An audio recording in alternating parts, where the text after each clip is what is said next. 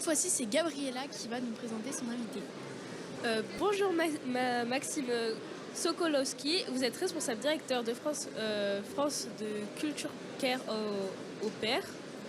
Et donc je vais vous poser quelques questions. Donc, premièrement, où se situe votre agence? Alors notre agence se situe dans 3 villes. Nous sommes basés à Paris, à Lyon et à Bordeaux également. Et on recrute des au pairs un petit peu partout en France. Quelle est la formation que propose votre agence et quelle est sa durée? Quels sont les critères d'administration? Ok.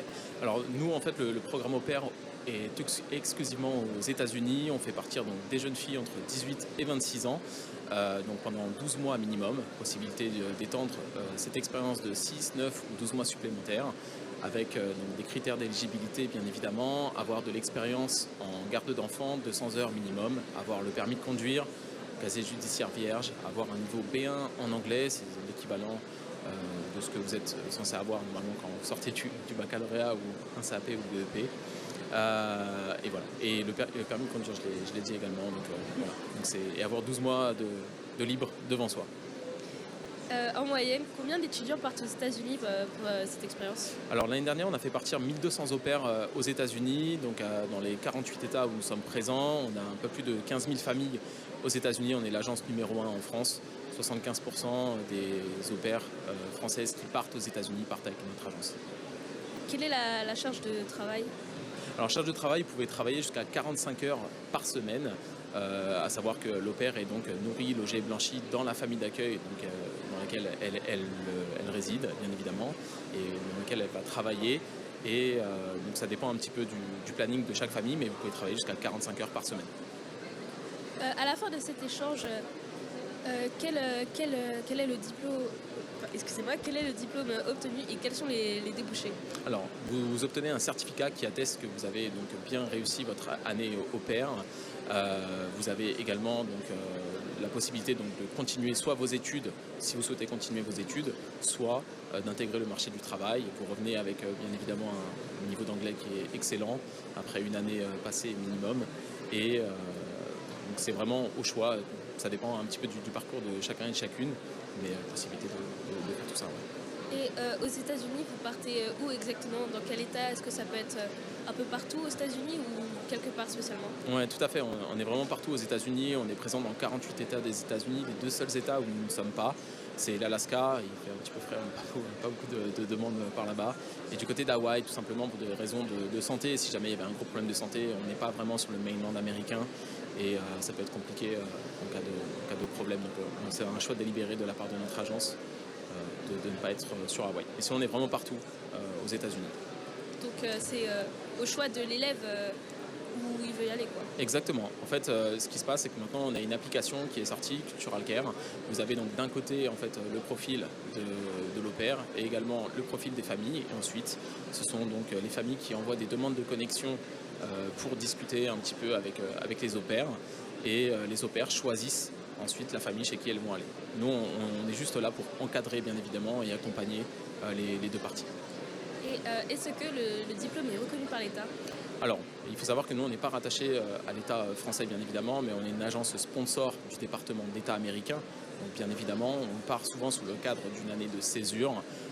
Et vous avez donc un diplôme qui est reconnu, bien évidemment, par notre agence et par les employeurs et par même les écoles, si jamais vous devez repartir en études à travers une année de césure. C'est ce que vous mettez dans Parcoursup, notamment.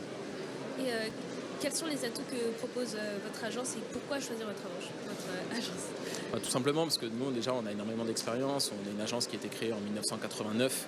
Donc c'est une très très grosse agence avec beaucoup d'expérience. On fait partir 1200 au pairs aux États-Unis. On a le plus grand réseau de familles aux États-Unis. Donc c'est vraiment un vrai plus aussi pour toutes les personnes qui souhaitent justement sortir de leur zone de confort, améliorer leur niveau d'anglais. C'est un programme également qui est très abordable, mine de rien, financièrement. En termes de tarifs, on est sur 1799 €. Donc c'est relativement abordable et ça comprend les billets d'avion aller-retour et toute l'assurance santé également si jamais il y a quoi que ce soit.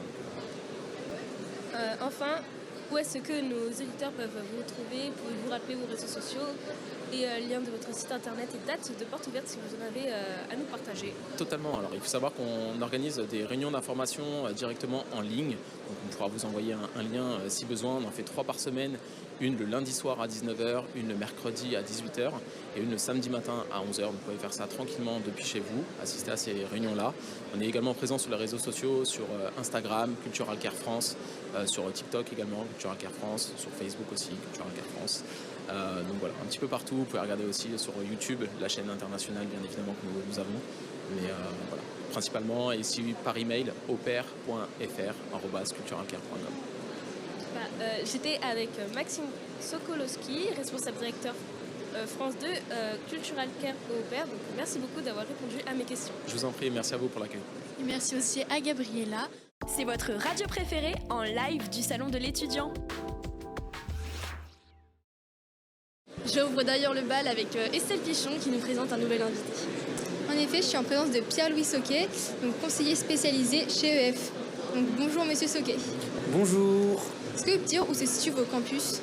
Alors nous, EF, on est un organisme de langue, on a 12 agences en France et on a 52 écoles dans le monde. Donc on va avoir New York, on va avoir Honolulu, on va avoir San Diego, on va avoir tout ce qui va être les États-Unis, l'Angleterre. On va avoir également un peu tout ce qui va être l'Espagne, l'Allemagne. On a du coup on fait 7 types de langues et plus de 10 nationalités. Et quelle est la formation que propose votre école et quelle est sa durée? Les Donc séjours. alors nous on propose des séjours qui vont aller de 2 semaines à 1 an, du coup des séjours vraiment des séjours sur mesure pour chacun des étudiants, que ce soit des étudiants qui ont 7 ans, 8 ans, 9 ans, 10 ans, jusqu'à 99 ans. Et quels sont les critères d'admission? Est-ce qu'il y a un oral, un écrit, épreuve de langue, etc.? Les critères d'admission, ça va dépendre sur quel programme vous souhaitez partir. Mais ça va être surtout sur la place sur nos écoles. On a un taux de francophones à avoir sur nos écoles. On a un taux de place aussi sur chaque école. Donc ça va surtout dépendre de ça, aussi de la motivation de l'étudiant et en fonction des places qui restent sur nos écoles. Et du coup, quelles compétences qualifiez-vous de primordiales pour un élève voulant entrer chez EF? Compétences primordiales, il doit surtout avoir envie de découvrir une autre culture, sortir un peu des sentiers battus. Et est-ce qu'il y a des activités prévues pendant le temps du séjour? Exactement, on fonctionne sur système d'activités courts, donc 3h30 ou 4h30 de cours ou 2h30 de cours éventuellement le matin ou l'après-midi. Et vous avez après également du coup les activités qui sont proposées, donc dans le prix et aussi avec les activités et les cours. Donc activités le matin ou l'après-midi en fonction de ça. Donc vous avez cours, activités et hébergement. Est-ce que c'est des activités plutôt pour visiter les villes ou est-ce qu'il y a aussi des activités sportives? On a vraiment des activités qui sont très variées, surtout en fonction des destinations, que ce soit sur Santa Barbara, New York. On va avoir des activités du coup qui vont être randonnées, des activités qui vont être vraiment sportives, donc balade à cheval, ça dépend où vous partez. Il va y avoir aussi beaucoup d'activités sportives sur nos écoles. Et est-ce que votre école possède des campus où les étudiants peuvent se loger? Exactement, donc on a plusieurs systèmes d'hébergement, donc on a beaucoup d'écoles, notamment par exemple l'école de Miami qui propose le campus. Donc c'est dormir sur le campus avec d'autres étudiants. On a également la famille d'accueil et sur d'autres campus on a également la résidence. Et est-ce qu'il y a une charge de travail conséquente pendant le séjour, les cours qu'on fait? Est-ce qu'il y a différents programmes, etc.? Il y a, du coup, comme je vous ai dit, il y a différents types de programmes de cours. Il y a la formule estivale, donc 2h30 de cours tous les jours, principale 3h30 de cours tous les jours et 4h30 de cours pour la formule intensif. Donc voilà. Et est-ce que vos enseignants, c'est des intervenants du monde professionnel? Alors nous, on a nos propres écoles, donc c'est les propres écoles EF avec leurs infrastructures et leurs professeurs qui sont formés du coup, avec leur méthode d'apprentissage. Et est-ce qu'il y a un résultat de niveau de langue après le séjour? Alors il faut compter, tout va dépendre vraiment de la durée dont vous partez. Si vous partez 2 semaines, vous vous améliorez forcément en langue, mais peut-être pas du même niveau que quelqu'un qui part 1 an forcément. Donc il faut compter environ 6 semaines pour passer sur un autre palier de langue. Donc admettons, on arrive niveau C1, 6 semaines plus tard, on peut partir niveau C2. Et du coup, est-ce qu'après cette année ou alors ces 2 semaines, est-ce qu'on repart avec un diplôme? Vous rentrez sur place dans l'école, vous passez du coup un test de langue qui attestera votre niveau à l'entrée, et un test de langue qui attestera votre niveau à la sortie, pour après déboucher sur un certificat de langue quand vous sortirez des écoles.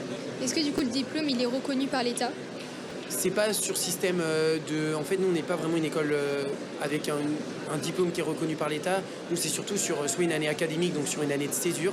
Vous allez partir pour vous améliorer en langue, donc vous ressortirez surtout avec un bon niveau en langue, et également avec une certification qui est attestée sur Parcoursup, sur Pôle emploi, et qui est reconnue dans le monde entier avec la notoriété EF. Et vous avez du coup également sur tout ce qui va être les séjours, dans tous les cas, partir avec EF, c'est à la notoriété de nos écoles. Du coup, après avoir avec ce diplôme, c'est plus facile de trouver des débouchés. Si vous partez quand vous êtes étudiant, oui, forcément, vous pouvez mettre ça sur Parcoursup et ça va vous donner un réel avantage pour les écoles que vous souhaitez viser après Parcoursup. Et quels sont les atouts que propose votre établissement? Donc, pourquoi choisir EF et pas un autre organisme? Pourquoi choisir EF? Ça fait plus de 60 ans qu'on est sur ce marché, on est leader, EF est leader sur ce marché. On propose du coup vraiment des séjours variés sur mesure en fonction de chaque personne, que ce soit une personne senior, une personne étudiante ou un adulte. Donc, et ça va être vraiment des séjours où chaque parcours est vraiment sur mesure à la personne qui souhaite partir. Et quel est le coût annuel pour partir? Nos séjours, ils vont à environ de 2 000 à 20 000 euros. En fait, tout va dépendre de la durée du séjour, dont la durée dont vous partez. Donc ça peut être un séjour 2 000 euros, il faut compter environ pour 2 semaines et demie. Et après, ça peut aller jusqu'à 20 000 euros, 25 000 euros sur une année, par exemple à New York. Et est-ce que le trajet, il est compris? Le trajet, tout va dépendre du séjour. Pour les séjours vraiment mineurs de 7 ans à 17, 18 ans, on va avoir des séjours vraiment encadrés, donc tout compris, de l'acheminement à l'arrivée sur place, tout compris, l'hébergement, les cours, la nourriture, tout ça. Et après, il va y avoir également certaines options à rajouter en fonction de votre âge, en fonction de la destination où vous partez, bien sûr.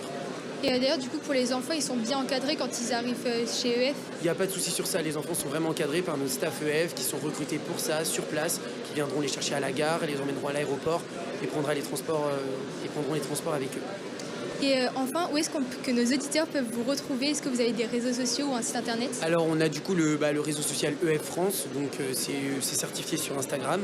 On a également notre site internet EF. Et on a également du coup 12 agences en France. À Rennes, on a l'agence Place de la Mairie qui est située 3 rue de Brillac, donc qui est vraiment juste à côté de l'Opéra. Et on a également du coup toutes nos autres agences. Est-ce qu'il y a des portes ouvertes à ces agences? Tous les samedis, on peut organiser des portes ouvertes en fonction aussi des rendez-vous qu'on a à l'agence. Donc voilà.